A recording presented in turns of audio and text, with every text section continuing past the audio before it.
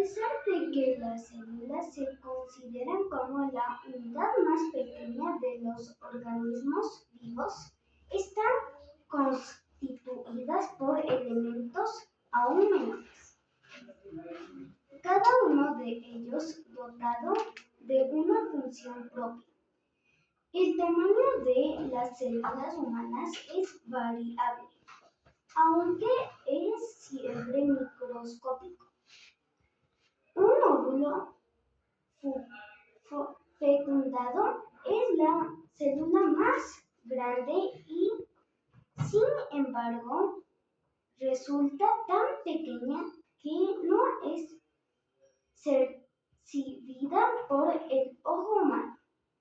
Las células humanas están envueltas por una membrana que las mantiene unidas. No se trata de una simple envoltura, ya que esta membrana tiene unos receptores que permiten a las diversas células identificarse ante sí. Además, estos receptores son capaces de reaccionar ante sustancias producidas por el organismo, así como ante los fármacos introducidos en él y debido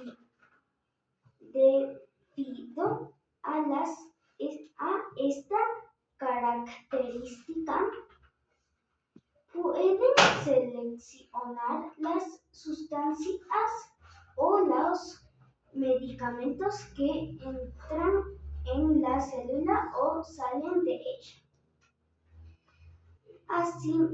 Asimismo, determinadas células, sobre todo las glandulares, tienen como función principal la producción de sustancias complejas, como organismos o enzimas.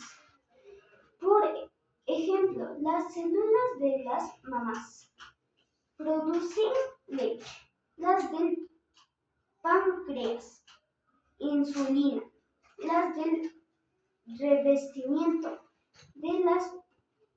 de los pulmones, mucosidad, y los de la boca, saliva.